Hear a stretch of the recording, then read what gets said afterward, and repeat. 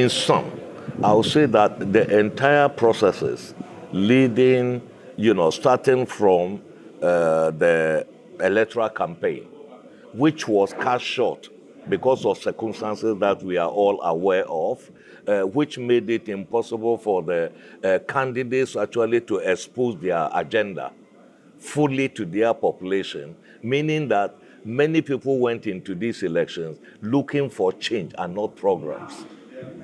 So that is one thing, that conclusion that you can come out of this. They went in looking for change Looking and not yeah, programs. programs were not, programs were quite important, but I think the overriding desire of people to make sure that they put an end, to the existing order, and then to turn a new page, and it was a driving factor.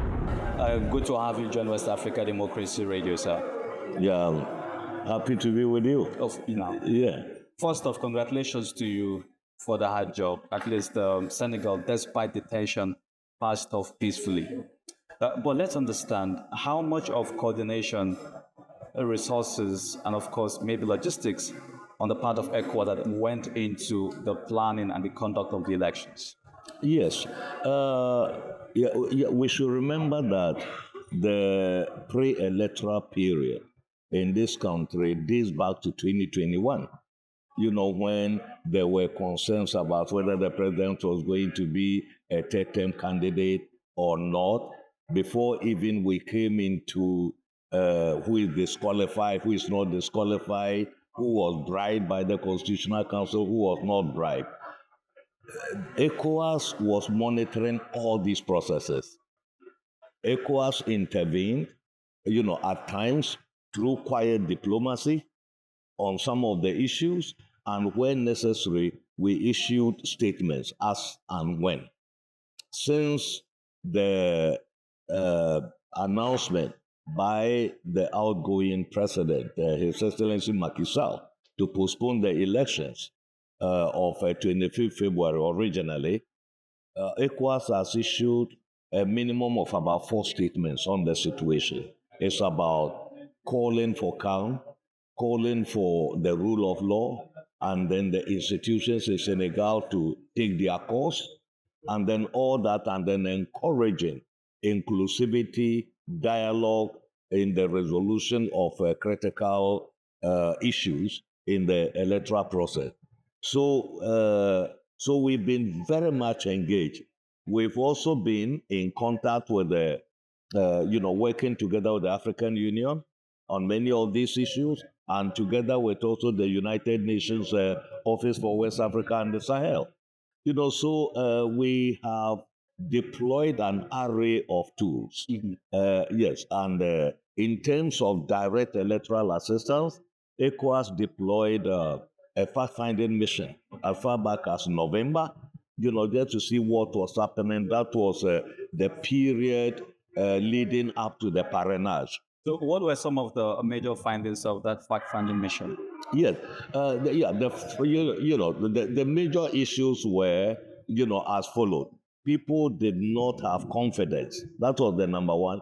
They did not have confidence in the system of patronage.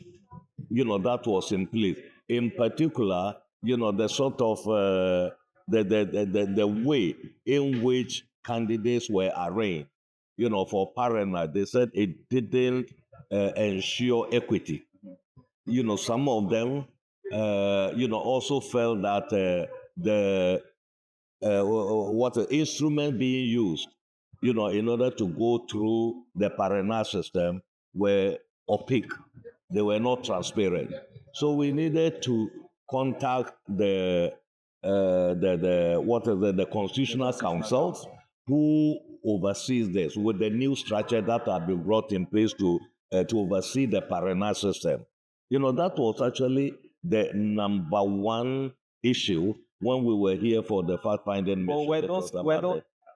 Are those claims valid, knowing that Senegal, for the first time in its political history, had the highest number of candidates in 2004? If the parrainage system wasn't that transparent, wouldn't have been that enough number of candidates, at least 19. Yeah, that is true. And, the issue is this.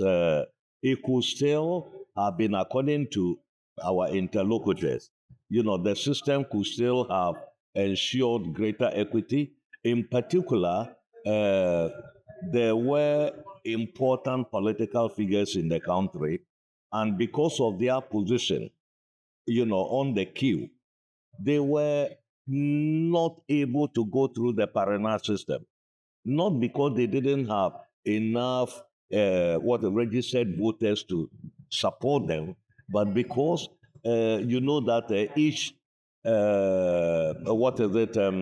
registered voter can give their parenage to 1, 2, 3 candidates, and you can only be recorded as giving to one. So if somebody is number 2 on the parenage system and you are at number 70, and there were over 200 candidates in the election, it is how do you make it more equitable? That's the question. We are not saying that it was not perfect, because for these elections, the parenage was expanded to include the patronage of members of the National Assembly, which also added to greater chances of getting it. So and people actually did not use it according to the plan, because you had BBY, right? The ruling coalition candidate could easily have gathered the number of patrons from the National Assembly, but still went out to get over 3 million of registered voters, meaning you are indirectly denying what are the other people the chance for them to make use of the parenage in the system. So we are not saying that it's a bad system. It needs constant improvement. And I think this is what the whole electoral process and the fact that there are observer missions involved, this is what it entails, is to look at what could be improved. And that is where we are coming from. So, Mr. Commissioner, let me let you know that since the first coup in 2020 in Mali, you became very famous, and it's more about advocating for peace and doing away with security or insecurity, really. And I really want to ask, Mr. Commissioner, what is the very big difference you see or observe with this election compared to previous elections in Senegal? And then we just look at in comparison Liberia and Sierra Leone, Okay. and what this means going forward for the sub-region when it comes to conducting fair, free, and transparent elections. Yeah, absolutely. Listen, when you are talking about the ECOWAS member states, since about the mid-1970s, when Senegal decided consciously to go through multi-party democracy, we've had successive elections. Should I say about 12? Up till this point. And what I will say is that after every 2 terms of a presidential system, right, we've had an alternation of power in this country, because the electorate, for one reason or the other, had always been yearning for change. We can talk about Abdul Diouf, and then he losing after his second term to President Abdoulaye Wade, and Abdoulaye Wade losing in his third attempt to Macky Sall, and Macky Sall today also not actually going for the third term, but his candidate also losing, to them. Yeah. So the electorate in Senegal are very discerning. That is the first point that I would want to mention. And unlike in many other places in the region, the institutions are very resilient and then very discerning. Civil society institutions like the Constitutional Council, the Senate, and then others are so rigorous that they are very jealous of the rule of law in this country, and that has always guided their action. So you do not see, probably, after the second term of a president, right? Elections being stolen in this country. That has happened in many places that have provoked a lot of crisis. In 2020, it happened in Mali during the legislative election. where the few seats garnered by the opposition, they still collected them from them through the judiciary, which triggered the Imam Diko-led, protest that culminated in the coup d'etat. We had the situation for example, in Guinea, right, where the whole constitution that prevented a third term was completely replaced and unconstitutionally by a president, which eventually also provoked a coup d'etat, in the country. So Senegal gives that other side of the democratic experiment in, West Africa. So what are the factors? What are they? The factors, supposing. I mean, what many people agreed with ECOWAS and the EU during Yes. the declaration, the fact that there was no violence. Yeah, there was no violence, yes. What are some of the factors? What brought this about? In fact, almost all the drama, right? The drama in these elections were resolved either by civil society or by institutions like the Constitutional Council by the 6th of March. And does this ring a bell about the importance of having civil society mediate between those who are governed and those who govern? Not mediating. Civil society does not necessarily mediate.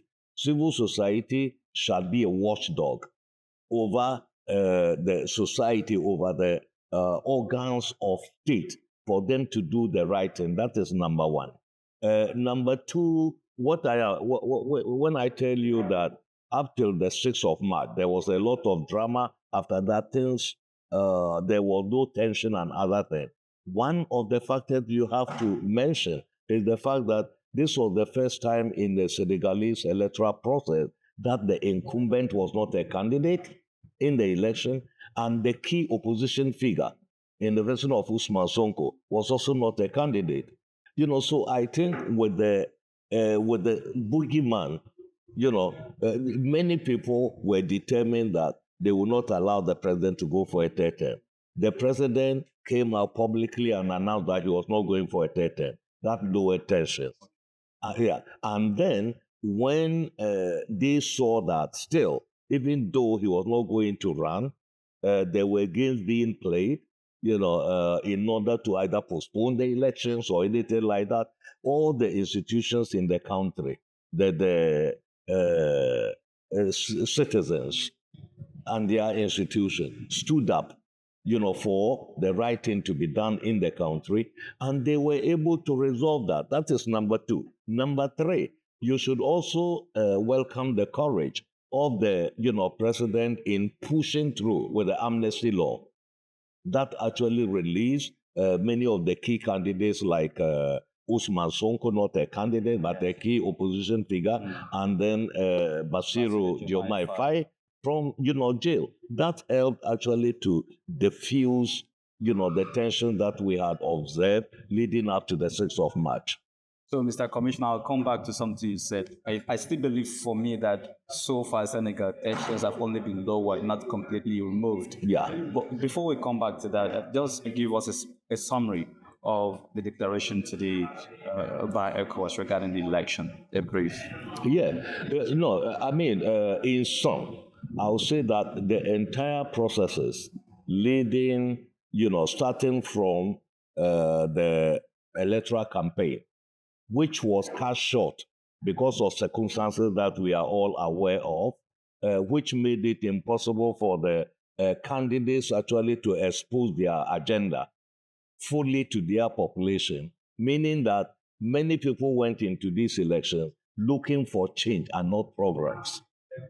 So that is one thing, that conclusion that you can come out of this. They went in looking for change. Looking for, and programs were not, programs were quite important, but I think the overriding desire of people to make sure that they put an end, to the existing order, and then to turn a new page, and it was a driving factor in this election. That's why, despite the fact that the candidate did not have the constitutionally allowed period of 3 weeks for campaign, people still had made their choices, that they wanted change. That is one.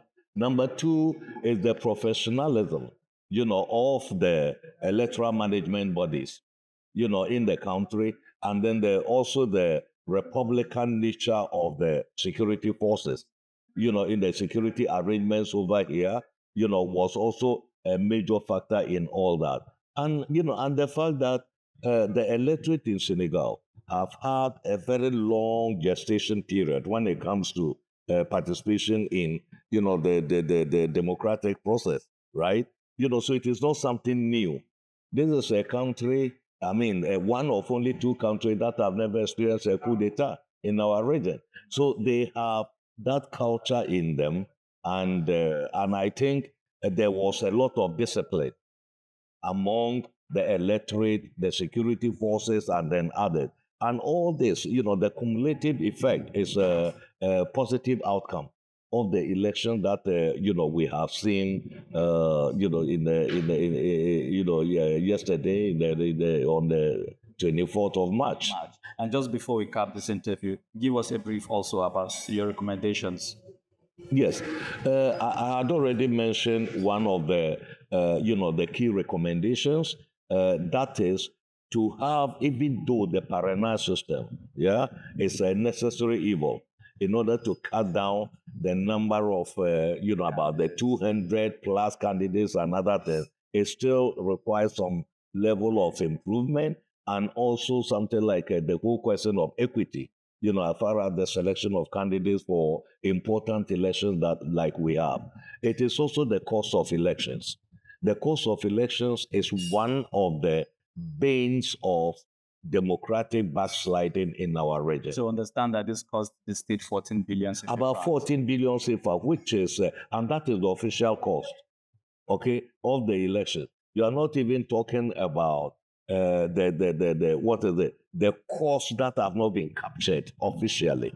It is just too expensive. In that 14 billion, could actually build about 2 or 3 hospitals, in this country for the ordinary people. I know democracy is expensive and other things, but the thing is that we must rationalize our electoral processes. For example, why can't Senegal couple legislative and presidential elections in order to reduce costs, for example? And why don't you cap campaign financing, in the elections? And why don't you demonetize electoral processes by making sure that paying, corrupt practices are not rewarded at the election through other measures?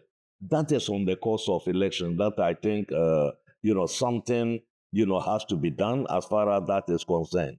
The other, aspect, which are minor, that is the polling stations, in the country are universally not very friendly for people living with disabilities. We saw that, and I think that is an infrastructure issue, that can be dealt with.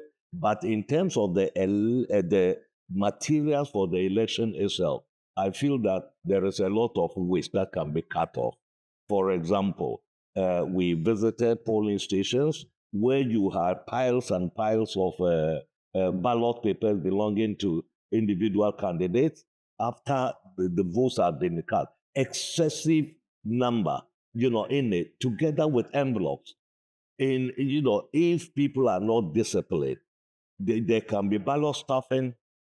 That is one. And the second point is that it's a waste. So there should be a way of rationalizing the electoral materials in order Exact quantity that you need and not the quantity that you need. And ECOWAS has also been working with the electoral management bodies in the region to make sure, why can't we pool resources? For example, ballot boxes are the same everywhere. Why, and elections are not held simultaneously in all countries? Why can't we have something like a depot, okay, in the region of non-perishable electoral material that could be used across the region in order also to cut the cost of elections? So will that be ECOWAS's role now? We have that, and we have already, we are about to commission our logistics depot in Lungi, in Freetown. And part of it is to stop some of this non-perishable electoral material, so that, countries must not always go and then buy their own polling booths, to go and then buy their own ballot boxes when they are all the same. So there's this question I need to ask you. I told you that for me, I still believe that tensions in Senegal are just lowered but not completely removed. You talked about the citizens or electorate overriding programs. Yes. How is ECOWAS intervening, supposedly, in supporting the new government? Yeah. Because already there are talks that the president-elect is inexperienced in terms of governance. He never really held on to any elective position. Is ECOWAS rendering any sort of support to help him stand and eventually stabilize his government? Exactly. Yeah, and for the experience matter, I will say that everybody starts somewhere, right? You need a lot of goodwill. It is not your own experience, but the team you are able to assemble. You see, because leadership in Africa is too personalized. And that has been one of the weaknesses of our democracy in the region. Before the election, we sent a team here with experts from the region who met with the various stakeholders about preventing diplomatic action that they could take in the course of the election. How to also fight against fake news, incitement to violence, and others. We organize that, here. Now, the preliminary declaration that ECOWAS has just made is the very first step. We have a comprehensive report that captures all the good things we saw here that could be replicated in other instances in the region. And we've also seen deficiencies that need correction. ECOWAS will engage the competent authorities after the elections to make sure that we put corrective measures in place so that the next, the cycle of elections are going to be probably more credible, more transparent than what we have today. Thirdly, and we do that post-election intervention in terms of promoting national reconciliation. Because Senegal needs it. So the amnesty bill that was passed and approved will Yes, make your work easier. Exactly. Amnesty has been approved, but are people like the President-elect Diomaye Faye and Sonko, are they going to easily forget about the fact that they spent, their time in jail until on the eve of the election before they were released? We need to engage in order to make sure that the spirit of vengeance does not take precedent over the need for national reconciliation and social cohesion, in the country. And that is, ECOWAS has got the instruments, the Council of the Wise is there, former heads of state, and other instruments that ECOWAS can deploy in order to make sure that what happened before the elections is not allowed to fester going forward. And I think that is one of the main conflict prevention and, peace building responsibilities of ECOWAS. Talk about corrective measure. Attempts to make sure the juntas in Guinea, Mali, Burkina Faso, and Niger return back to constitutional rule is almost proven difficult. But Senegal placed in between Mali and Guinea. Do you think the election on March 24 might influence these two countries to speed up the process? We understand in Mali just yesterday, there's this new coalition that is asking that the transition ends immediately and return to constitutional rule. Do you think Senegal will lead the successful elections on March 24 might lead the way in these two countries? Will it be a motivating factor? It will be. I will tell you one thing. Military rule is not an alternative to the liberal democracy that we are practicing in the region today. And then people are impatient. Liberal democracy in West Africa is barely 30 years old. 30 years old. So it is not enough time for you to write off, liberal democracy. During that period, we've seen multiple alternations of power in West Africa. Sitting president being defeated at the ballot box. That's a beginning. The liberal democracy does not necessarily translate into the well-being of populations immediately. It takes time, and that is why we have to be patient. There are challenges. The countries you are talking about under military rule, 3 of the 4 are in a zone that has got far more challenges than their democratic challenges. Yeah, you are talking about terrorism. You are talking about the impacts of climate and other. All these impact governance in this region. Yeah, and so you can not attribute all that to that. And we anecdotal evidence. We were talking with one senior official here in Senegal yesterday who said delegations of the military juntas were here during the crisis period, trying to encourage the military to intervene. And just say that. I don't know how. No, I cannot vouch for it. I cannot vouch for it. So this is it. There is a lot of malicious influence also going on in our region. Misinformation, disinformation, fake news, and all that.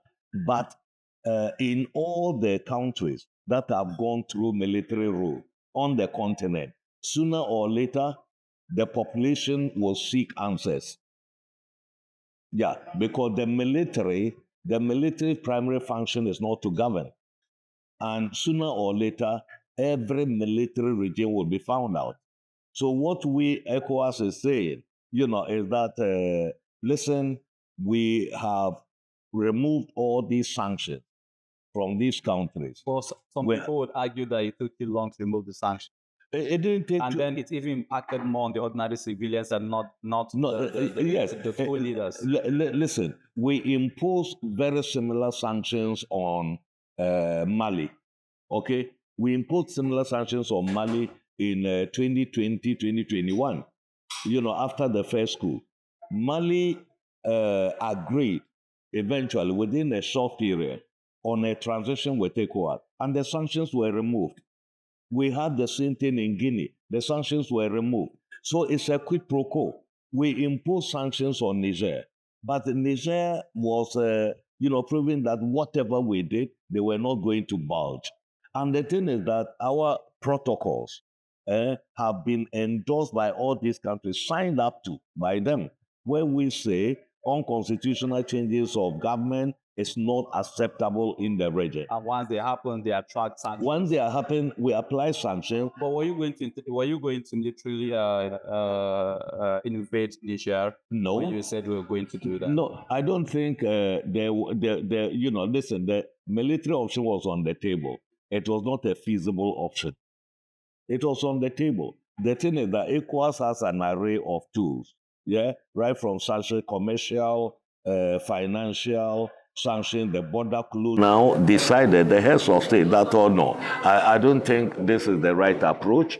Let's remove it. And ECOWAS has removed those sanctions. The ball is very much in the court of the 3 member states now, to see, because their home is ECOWAS. And I don't think a Pan-Africanist vision actually requires member states to be splintering organizations when you are talking about Pan-Africanism and things like that. So we are appealing to them. We are still in consultation with them. And we feel that sooner or later, ECOWAS will become one whole again. That is the hope. How so, Mr. Commissioner? Because if you imagine regional peace and security, you will need cohesion, you will need integration, and that is your core mandate. Yes. How close are these 3 states? How close are they to reintegrating back to ECOWAS? I cannot give you a timeline. I cannot give you that. But one thing I will tell you is this. Look, let's take terrorism, right? Terrorism is festering in places like Burkina Faso. And terrorism is crossing the border into the coastal countries. Senegal is not, actually completely out of the woods yet when it comes to terrorism. No country, no coastal country. But terrorism is a cross-border phenomenon. There is no way those 3 countries alone can resolve the issue of terrorism. when, because the basis of ECOWAS integration is the fact that your security, must imply my security. So if these three countries have become something like hosts, to terrorism, that is now impacting the other regions. We need to act. And we need to act collectively in order to remove the canker from the source. And so it is very important for our brothers and sisters in Niger, in Mali, in Burkina Faso, to think along those lines and to say that we need that collective effort if we want to deal with terrorism. And by the way, all the three of them mention terrorism, if not as the number one reason for their coups, but at least number two. So which means terrorism is a regional issue. It is an existential threat to all of us, and they cannot deal with it alone. That is one thing. Well, they claim that they receive no support from ECOWAS. Which is not entirely true. ECOWAS provided a lot of support to the three countries. It was under ECOWAS plan of action, for the eradication of terrorism, that the UEMOA countries, within the framework of ECOWAS, provided $100 million to the three countries. $100 million. ECOWAS itself has already set aside money. In fact, just before I came here, we transferred about $9 million to Mali in the fight against terrorism. ECOWAS has been helping Burkina Faso, Mali, and Niger on the humanitarian front. So it is not entirely true that ECOWAS is not helping. The thing is that all the other countries in West Africa are also under terrorist threat. ECOWAS is supporting the Accra Initiative countries. They are also part and parcel of the jigsaw in the fight against terrorism. So it's not that we just go and then give all the money to Burkina Faso, to Mali, for them to fight. When Nigeria was the first country in West Africa to be attacked by terrorists, right? Nigeria is fighting the terrorism. Is Nigeria going to withdraw from ECOWAS because ECOWAS has not, says ECOWAS is not supporting it? There are so many ways in which we contribute to the fight against terrorism. So those are not really plausible, reasons for you to withdraw from your community. I don't think so. And I think sooner or later this will become clearer and clearer. So, Mr. Commissioner, a lot you've said that ECOWAS is doing, which is true, I agree. But I think there's need for you to actually work on your communication outreach. Because despite all you've done, what comes back around is the hate. You're not doing a lot. People don't even know who or what ECOWAS represents. Yeah. And you move from ECOWAS Vision 2020, that is ECOWAS of the people, to that of what is it? ECOWAS Vision 2050. 2050, yeah. With 5 toward the ECOWAS of the people. The people now, there's a lot you're doing. Do you agree that you need to increase on your media outreach? I 100% agree with you. And ECOWAS, since about a year now, has actually gone into a review of its communication strategy. Because we feel that we are not reaching out. We are not being heard. Whatever we are doing seems to be insular. Within the commission, our community citizens are not aware of the advantages of belonging to the community. For example, the free movement of people, with all its challenges, was about the first free movement globally. Globally, it came before the Schengen visa arrangement, but people do not even know about the benefits of it. It is when you are traveling to a country and you have to think about a visa. It is then that you know what the free movement, really is. So ECOWAS has done a lot, but ECOWAS has not communicated effectively, enough, and we are working on it with a lot of media experts, and I think West African Democracy Radio should be part and parcel of this game. Oh, we are part of it. I have a concept note to share with you. Oh, very good. And Mr. Frank is there himself. Yeah, just to say how we can roll this out. Because we have a challenge, right?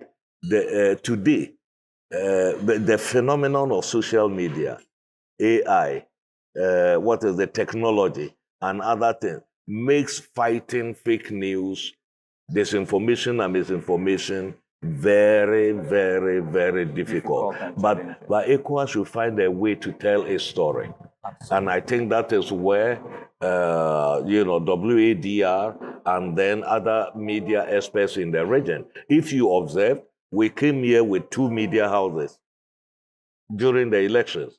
Yeah, we have one from the channels, which has a regional reach, and that thing, and then radio and TV station from Cote d'Ivoire, which also has a reach among the Francophone country. We try to do that, but I don't think it's enough.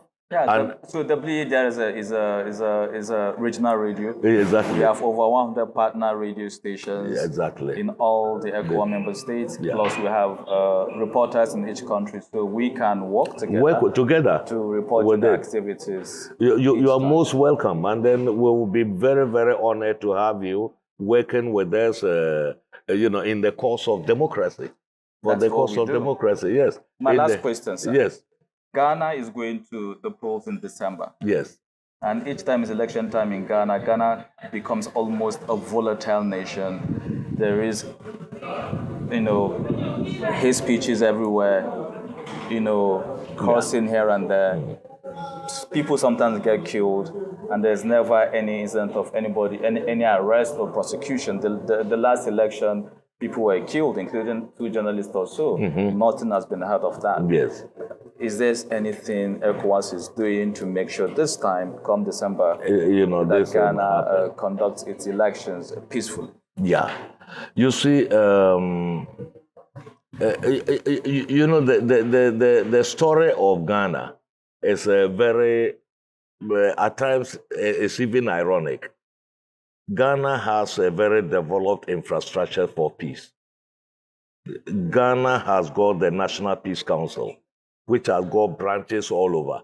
In fact, the National Peace Council was very effective in resolving a perennial crisis in the north of the country, about the Yendi chieftaincy affairs and other things. That is the self-regulating infrastructure for peace that Ghana has.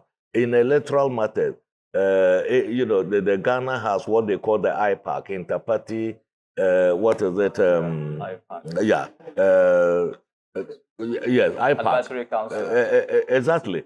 In it. But how do you resolve the issues?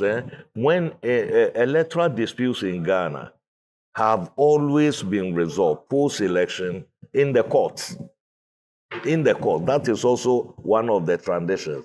But there is a lot of violence in the lead up to, elections. And this is where I think the winner-take-all mentality has to be, tackled head-on. In fact, the politics over there is that if you are out of power, you are out of resources, you are out of everything for probably the next 4 years. Because Ghana is a country where the president is the one who appoints ministers, appoints people to the parastatals, appoints people everywhere. So once you are out of power, you are out of luck.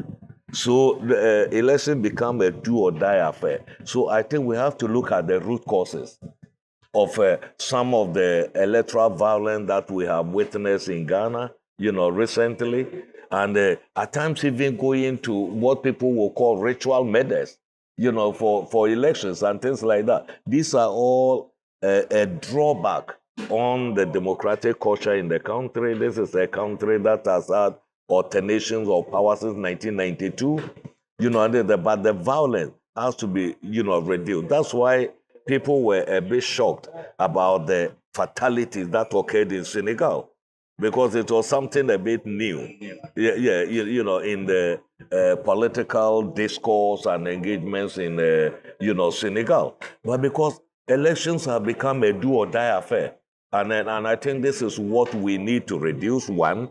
Number two, we need to make governance more inclusive by trying to review the way of our representation. Do we have some systems of proportional representation, where political parties, however small, have got some presence in the decision-making apparatus?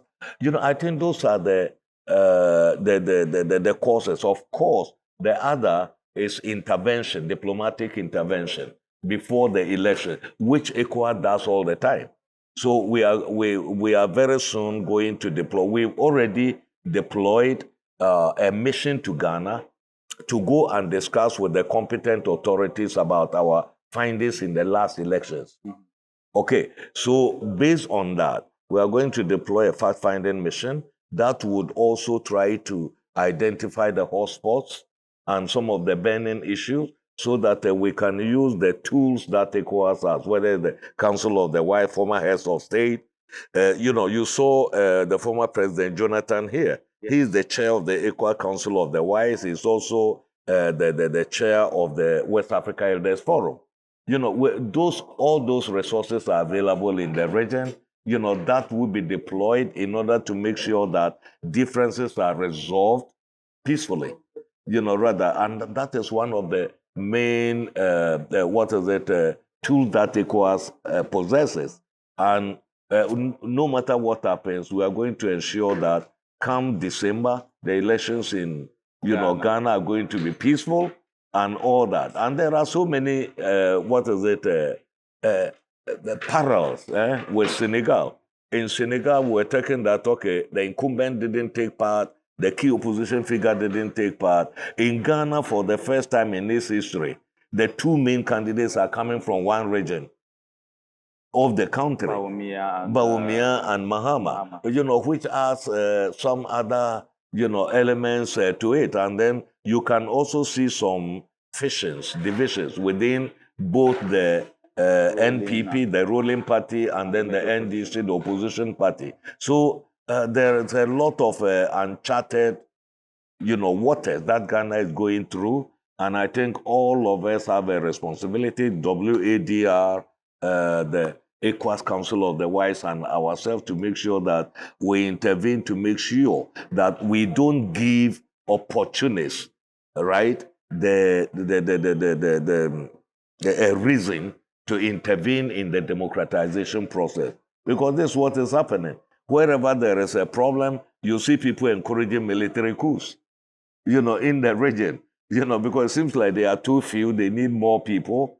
But we also need to amplify the voices of rule of law, the voices of democracy, in West Africa. And I believe that we are on the right path, no matter the challenges. Thank you very much. It's a pleasure.